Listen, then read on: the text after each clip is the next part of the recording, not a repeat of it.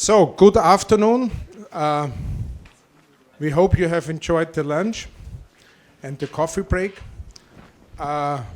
Just very short, I want to introduce Hilda Delioglu and to do some promotion on the faculty, what we do, because Hilda is directing our Center for Informatics and Society, where we as a faculty, as a department, are dealing explicitly with this relationship of computer science and societal issues.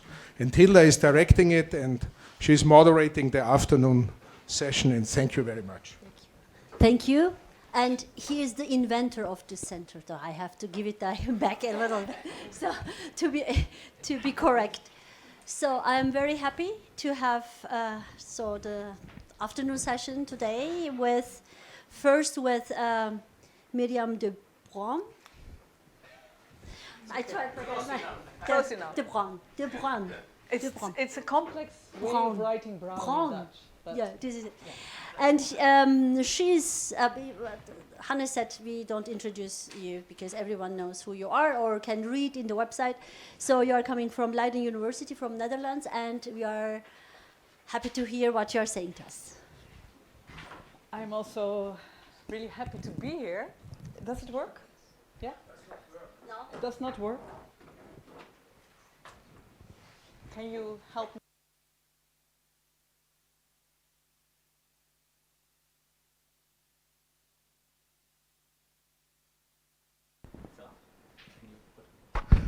Yes, it's okay now. If not, I will just scream. I was really almost intrigued when Hans proposed that I would join you with a talk on Africa, and also as an anthropologist. So my talk will be very much based on fieldwork that I did over the past... There's no microphone, sorry, you have to talk. The microphone is not located. Go on. You continue talking. The technology. I had to... Okay. Yeah, this is quite disturbing, eh? Technology. Okay, so... Is it? Okay. No? Okay, I talk to you. Okay, so... Yeah, I'm completely lost now. And I don't have a paper to get back to. Yes.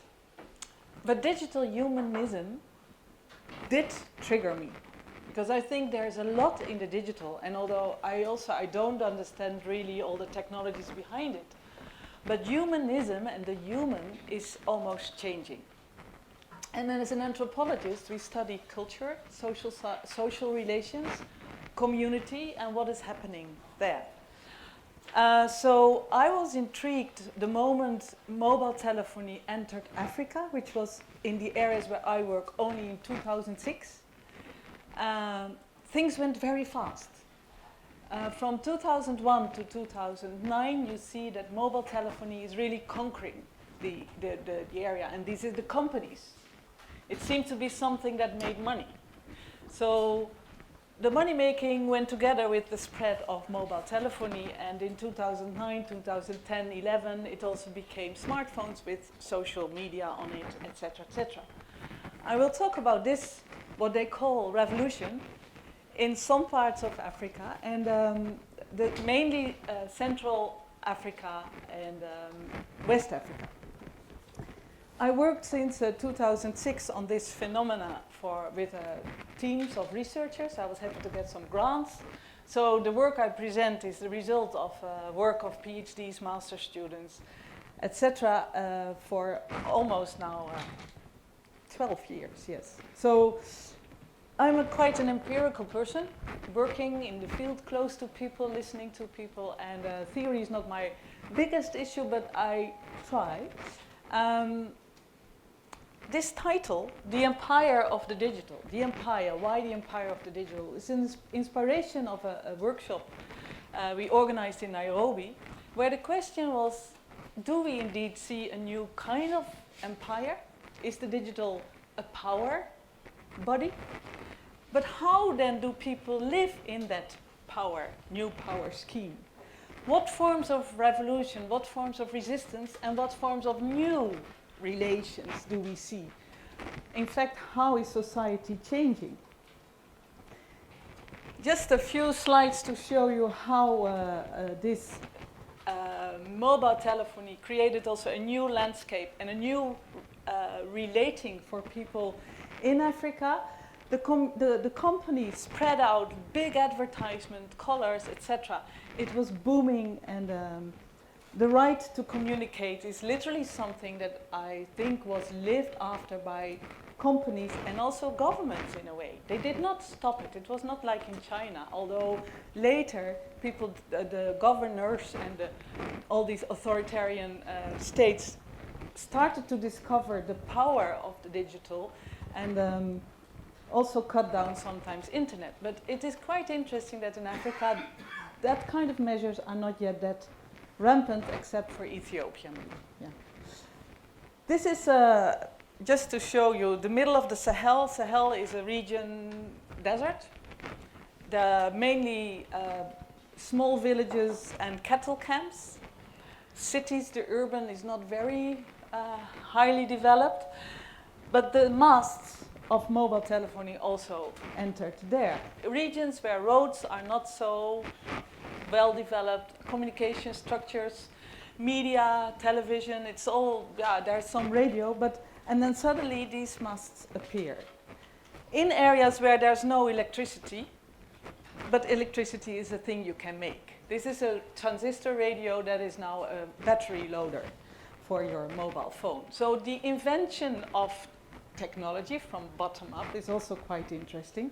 Nowadays there's more and more small solar panels and people use that to fill their phones with electricity. So it's there where you think it can never happen, no electricity, no other. No, the mobile phone entered and people were so eager to use it that all kinds of inventions were made to use it. But there's also a help there of the industry.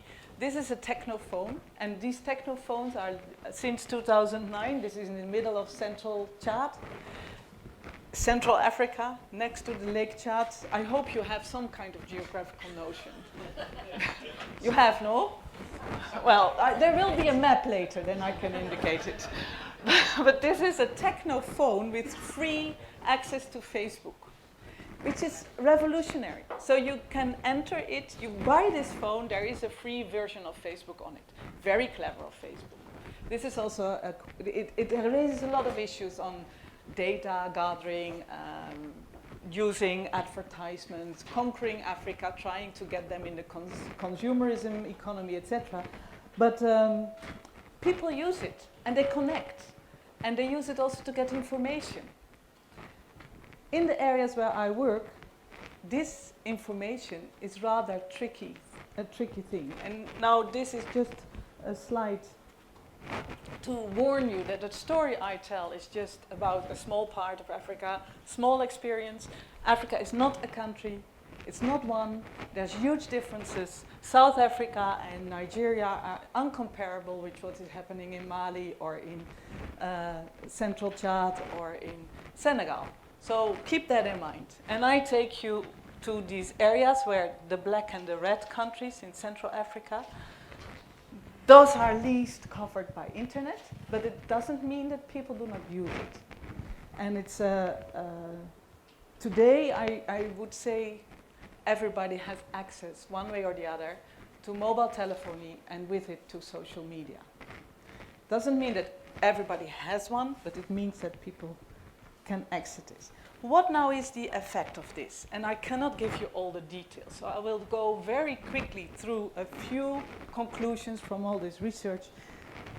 I will go into the topic of what is happening to groups, to society and community formation. And I dare to label that we are facing a world in which we can talk about an ethnicity. I will explain later what it is. The other is, in these areas where I work, it's authoritarian regimes. Youthful world, 80% in some countries, others at least 60% under 35 years old of the population, often not so much engaged in official work, also not so much having access to good education.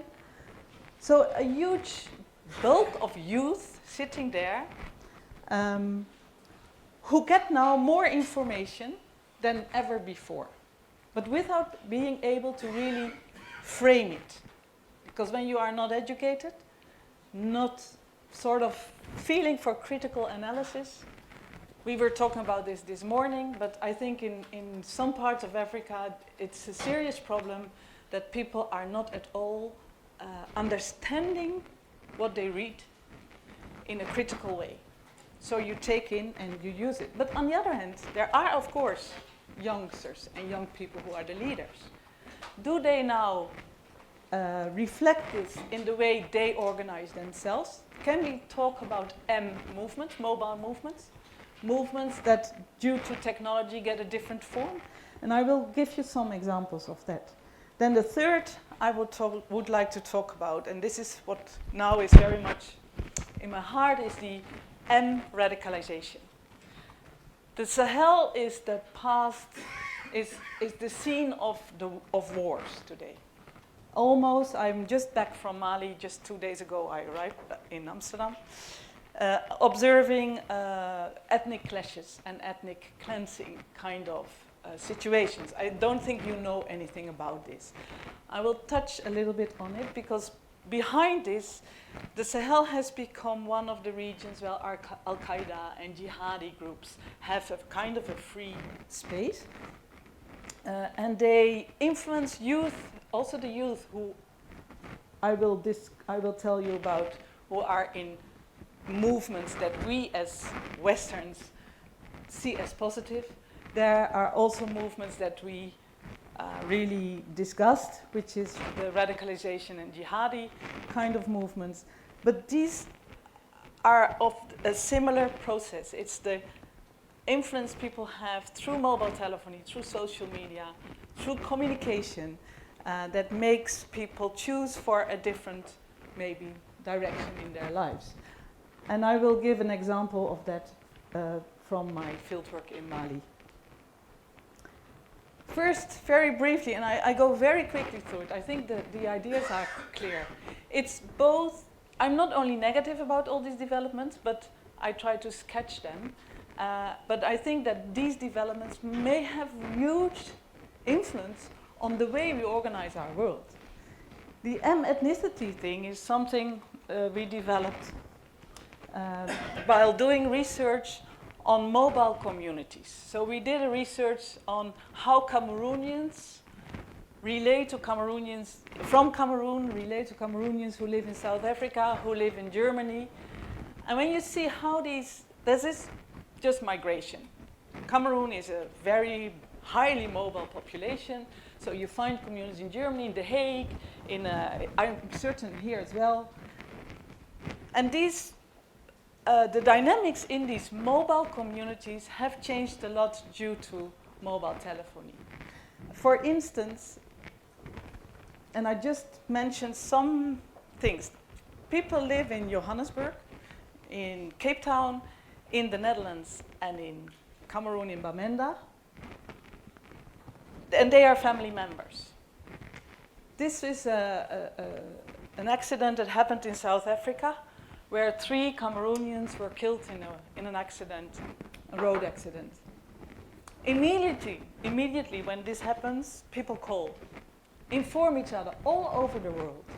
And then money, everybody will send money from all these corners to get these 3 bodies back to Bamenda. And this is what is happening here. So they will be buried in Bamenda, and the whole ritual and everything will be not only paid for by this whole diaspora community, but they will also all receive instant videos from the burial in Bamenda. So you can see that this is a community living with each other, but spread all over the world. And the interesting thing is, this is a name-giving ceremony of a baby in South Africa with the Cameroon attire of a specific ethnic group.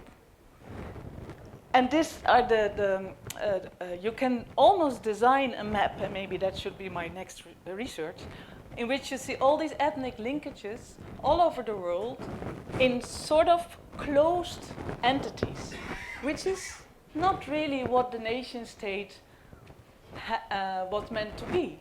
It's also not exactly what democracy should bring. So we see a compartmentalization of the world in these migrant communities, and I would say along lines of ethnicity. So this is the new world map. Cameroon is everywhere. Rituals are exchanged. Mike again. I help you. What do I do wrong with this thing? No, you are perfect. Thank you. This. Oh, Sorry, I don't want to kill you. yeah, you are killing me now. They're taking pictures. This is going to be bad. And this goes on Facebook and everywhere.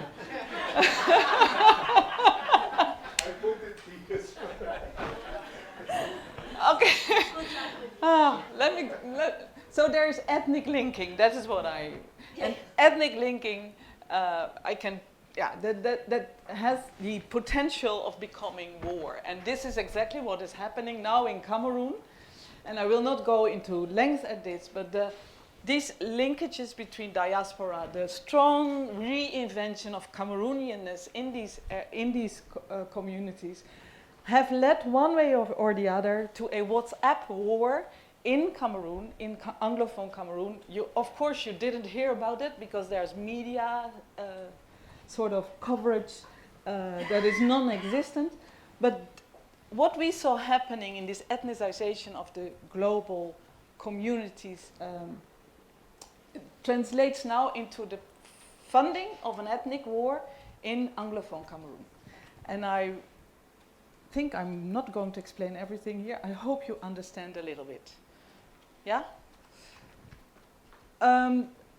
The attitude of the Cameroon government, which is quite interesting, gradually, first they embraced all these mobile new ways of inventing society, praising economy, etc., etc. But the destabilization of Cameroonian society is also by the government increasingly linked to internet and youth. So this is a banner that was all over in the main capital city of Cameroon, showing the government asking for getting control of that digital empire back again. And they didn't manage, but that's the other story for the coming few years. Then the other thing that we see changing is the way movements are organized.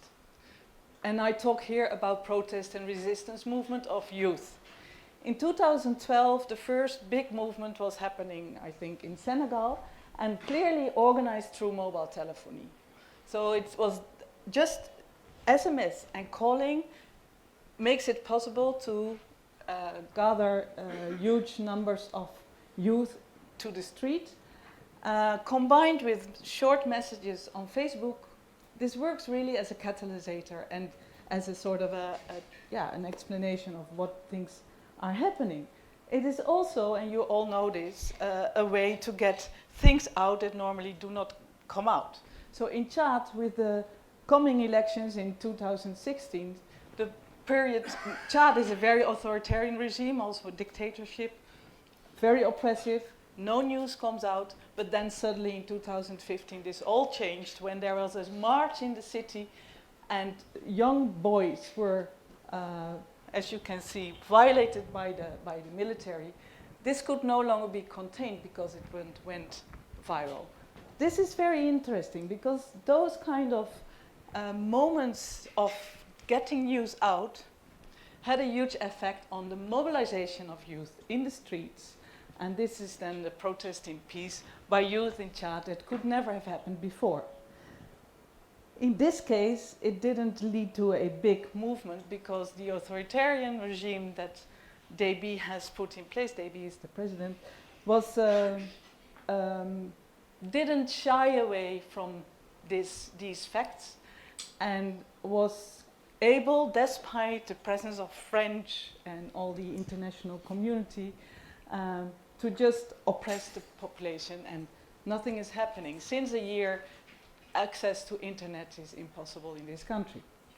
But it did do something, and society is changing, and there are different discussions amongst the youth. And this can lead, no, I skipped this one.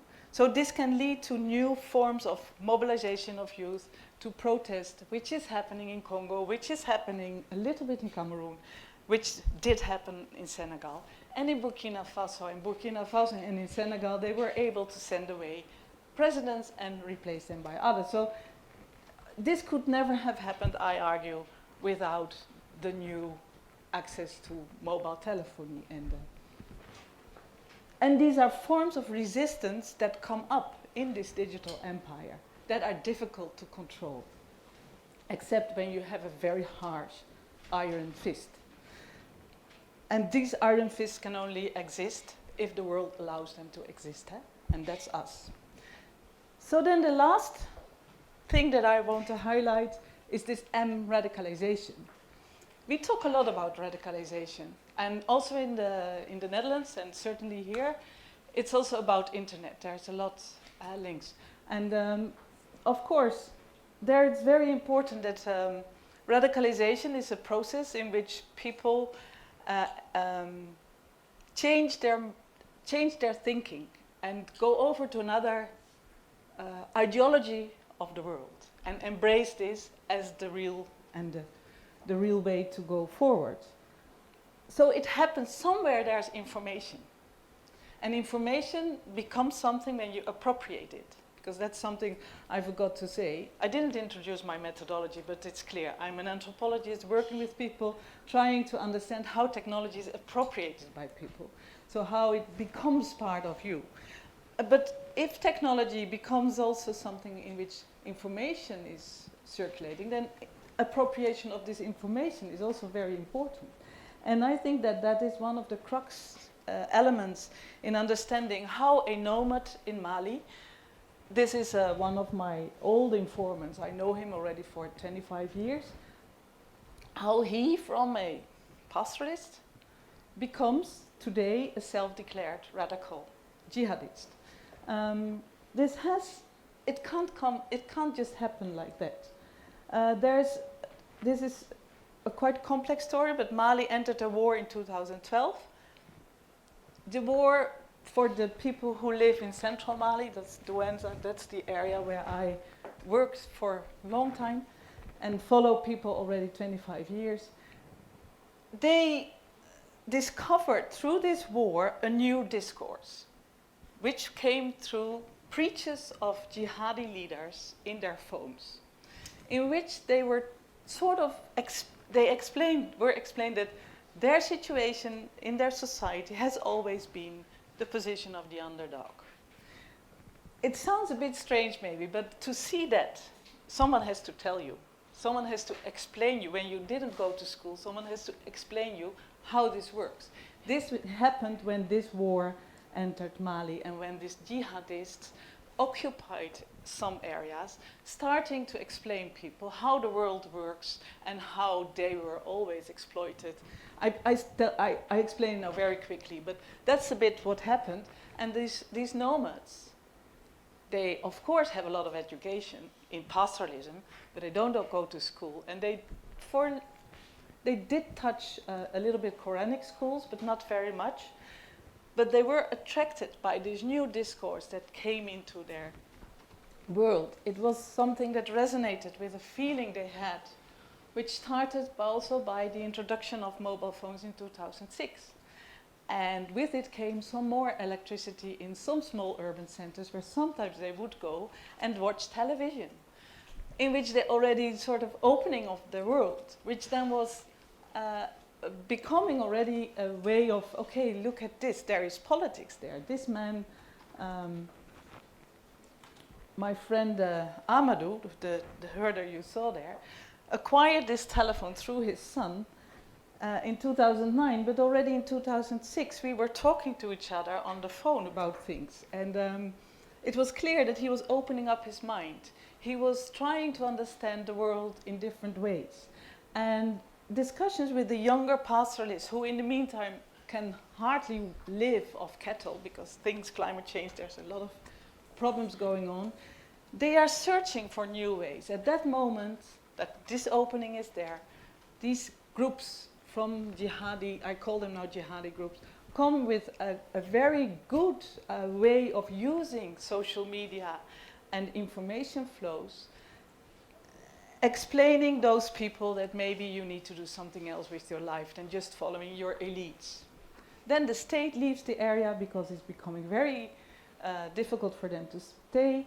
Insecurity reigns, all kind of things happen. And the Fulani, who are these nomads, the name is Fulbe, that's their ethnic group. You see a similar, the M ethnicity that I described also happens here, where they suddenly find a unity with each other. This is a picture of a moment that they, in 2015, when they organized a meeting. It was the first time in the 30 years that I followed this group that they had such a meeting. And they told me this meeting, which was in fact a big prayer for security, but at the same time a call, come together, we need security in our area, we need to do a call on the world to help us. So they did invite some of the government people there. But this was organized all through mobile phone. So they called each other and they all came and they united, and there were thousands of nomads who normally do not flock together like this. But the conclusion of this was that they choose a delegation who went to the capital city to ask for protection. Nothing happened.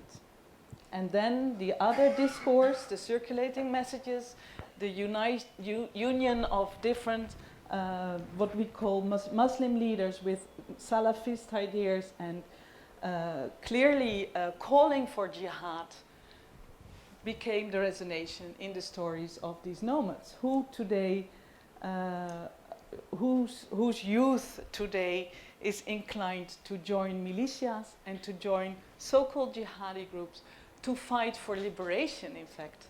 And this organization of that kind of liberation is based on sharing of ideas that we would call radical.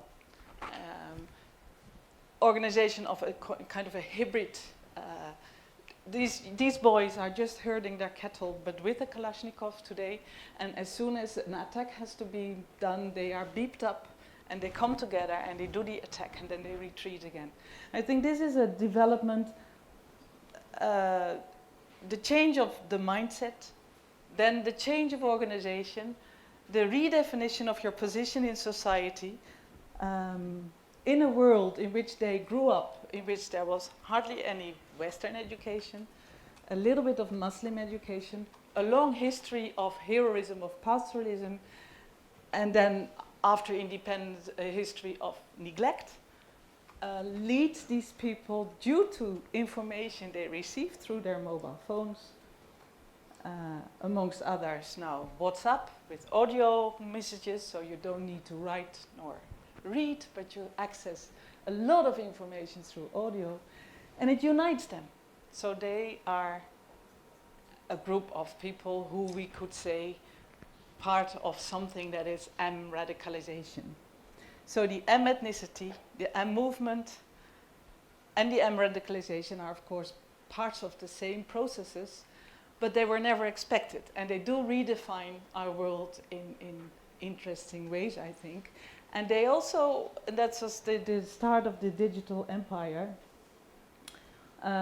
they kind of resist this digital empire, use it to make a new world that we cannot control from our ideas of democracy, of the NGOs, the whole notion of development aid, in fact.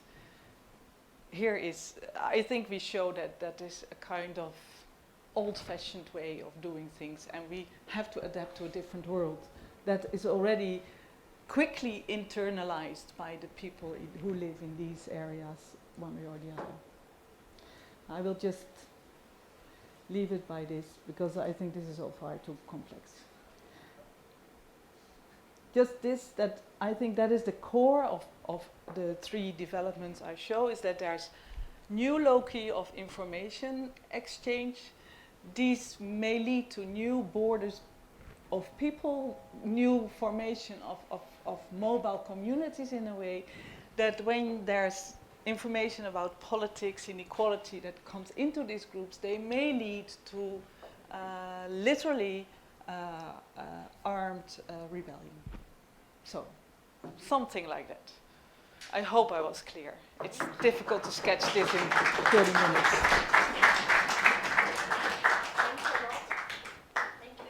Thank you. Thank you. Yes. So we have some questions. Please go ahead.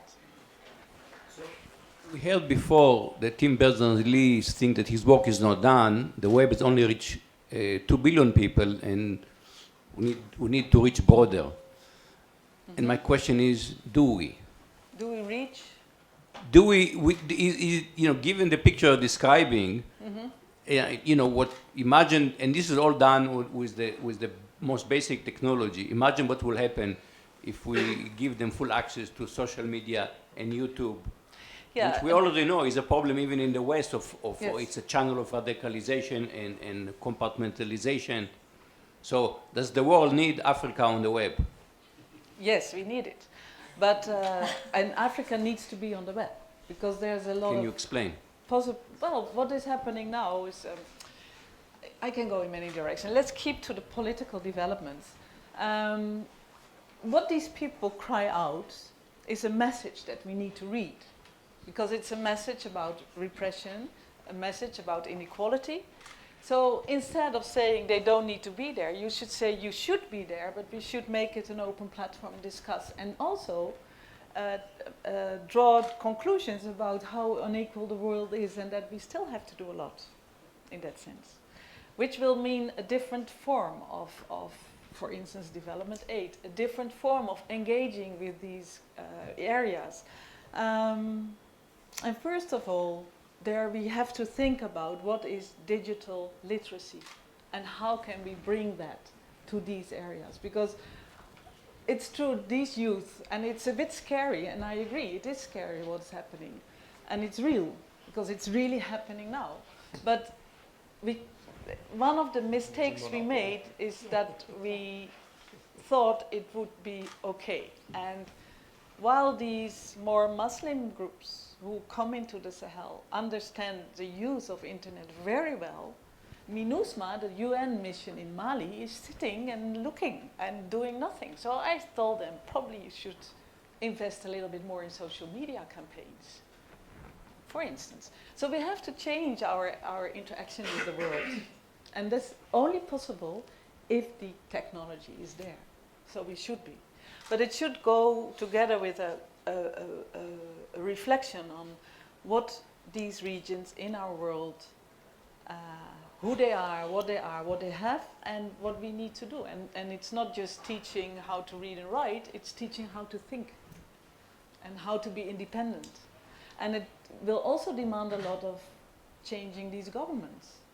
Yeah, it's a big project, but the answer is not keep them out. Keep parts of the world out of the coverage of internet will create a world with a lot of revolution, a lot of rebellion, and a lot of fights. Yeah. No, I was wondering if you can also, if you have seen or you can tell us about good examples, because I mean the examples you gave us, they have all some kind of negative, result on for us, eh? For us, yeah, and for them, eventually. But there's also, as far as I know, there's also interesting example in which technology is used for in education, medicine. Reach out communities who have no access to diagnosis. If they have. So it seems to me that there is a whole set of opportunities actually. Yeah. That are in place specific, for this kind of regional problems. This is the optimism of ICT 4D and M4D. that we can change the world. But before we change the world in that sense, we need to change the politics and the political relations, I think. There's a lot, because yes, it's true, there's a lot of opportunities. I do some study on mHealth. I try to follow new entrepreneurship possibilities. But it's really a little bit sad to see that a lot of mHealth projects start very nicely, but then are captured by an elite. So there is, in the regions where I work at, and I talk about Sahelian West Central Africa, which is quite specific, so keep that in mind, but probably, after all, not so specific. But it's these dynamics, these new dynamics, enter into an existing political system of largely social inequality, so that will then also reproduce this inequality again. And that's also interesting that the positive, probably for me a very positive movement, is that the youth is now uniting in these movements and try to get messages out, and they transform it as well in social work. So it's not only negative. And even the nomads who are protesting against the system in which, the feudal system in which they were, you could say that is a very positive development as well. So I would not only depict this as negative. It takes a turn that we find frightening. But yeah, maybe it's not that frightening after all, but it depends how we deal with it. The reality of our world is that these kind of movements we react with military power. Maybe we should react with social media power. Do something else. Yeah. Could it be that this advertisement economy has its highest impact in Africa and is driving immigration to Europe, and maybe in some decades the young people there will become immune to this advertisement economy, and the problem will fade away. Yeah, it will take some decades, but it will fade away. Advertisement. You hint at the migration and youth moving to Europe because they see all these beautiful images of Europe, which started, I think, with media, TV, and radio much earlier than just mobile telephony and social media. When you live in conditions that are not really very nice compared to others, and you get the comparison in your phone, then that may be an incentive to move. I think what is more an incentive to move is that the mobile communities, as I sketched at the beginning, of the Cameroonians, are communities. And the borders that we define are not so much there. So going to work with your uncle in South Africa when you live in a small village in Anglophone Cameroon is not such a big deal, because the uncle is there, and for them it's one country, because they step over, they speak the same language, and they adapt also to the other world, but it's still a world. So that world of mobility exists. So the migration, this migration idea that people do it because of this, the hope that they will get better, yes, but probably more informed by the fact that the world is increasingly one, and that they feel that it should be possible, and also you have connections somewhere so you can go there, is probably more important than the advertisement of as such. I wonder. It's an interesting question. It's a kind of fake heaven. Fake heaven. No, for some it's not a fake heaven. People do get rich. Yeah. That is a fake heaven, but people do tend to believe in fake heavens. My view is slightly different from what Carlo is saying.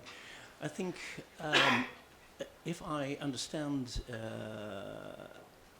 your research correctly, what has happened is that mobile telephony has played a role in the ability of the Fulani to self-organize them and have a voice, a collective voice. And I think that is very important and very positive. Then what apparently happened next is that they asked for protection in the capital city, and then the political decision was taken to leave, to not hear their voice.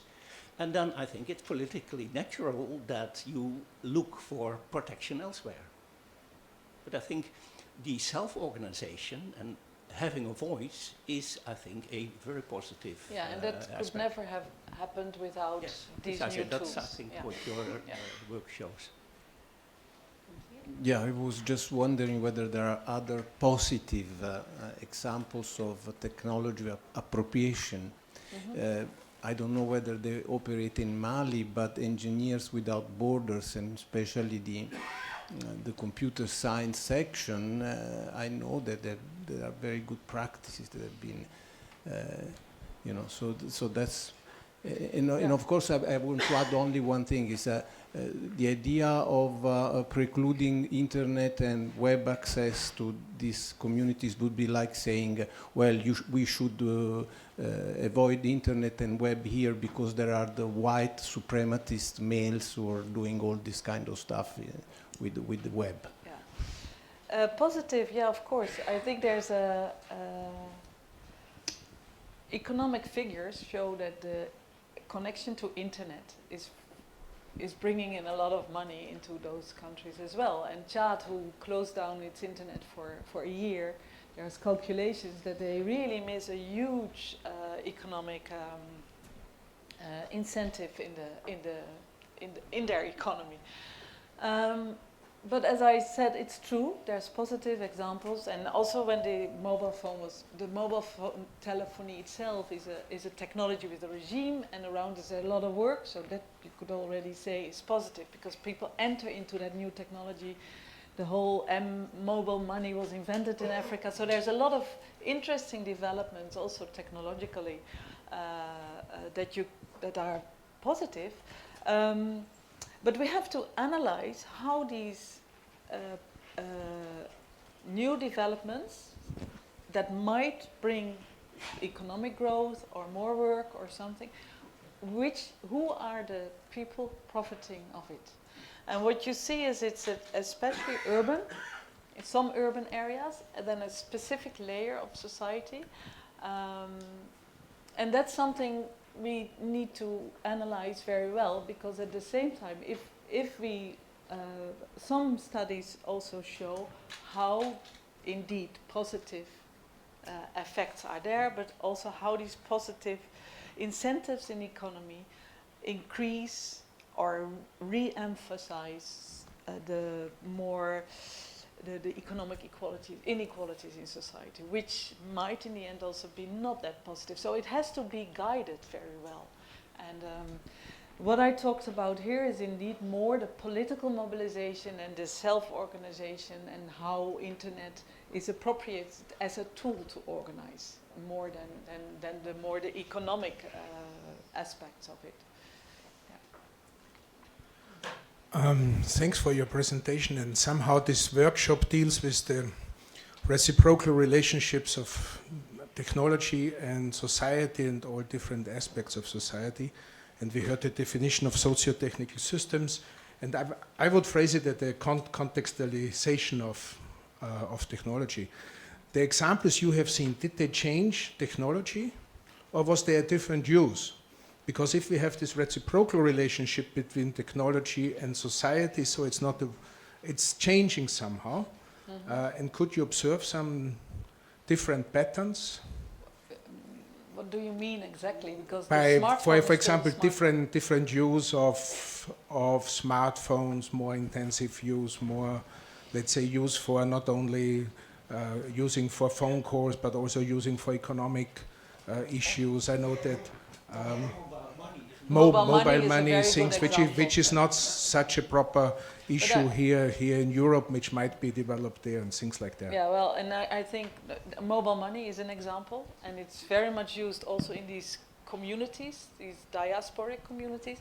And the other example I would say is audio messages. Yeah, because audio messages have grown enormously, and also the use of WhatsApp. We do have WhatsApp groups.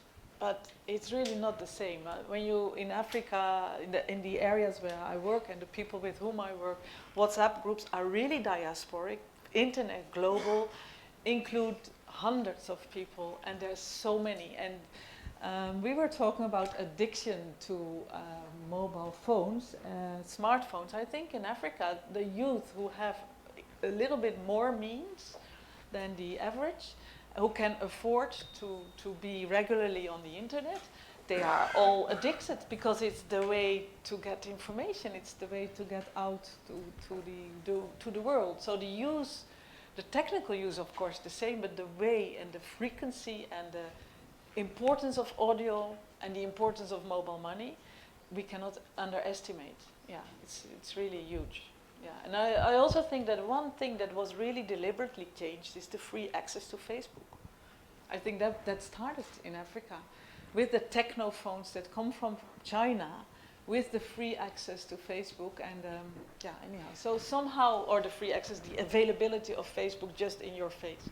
So these are, yeah. And the other thing is the way you pay, the prepaid cards. All these things are still very current, and yeah. So yeah, you could make a sketch of how the technology has a different meaning and a different use in Africa, because societies are different.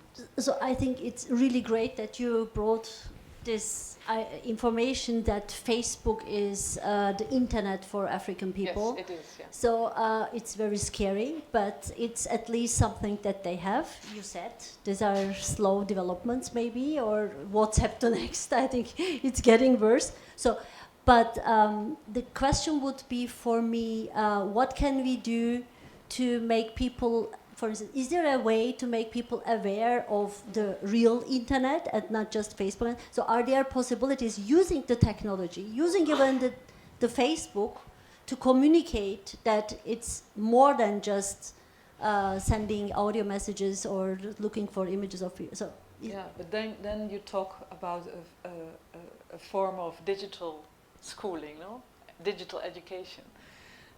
Seamlessly, so it needs to be done for a longer period of time probably, but do you have an idea how we can? I think what is a very interesting development is the online learning, but you can make very simple online learning through Facebook. We do increasingly surveys by uniting all these WhatsApp groups and Facebook groups in one, and then anonymize them and give information. You could, I mean, but this is something I think some other people have thought a lot about, but it must be possible to do massive campaigns of information through the existing communication tools that people use. Yeah. Okay. So, but it's a question of who is going to do it.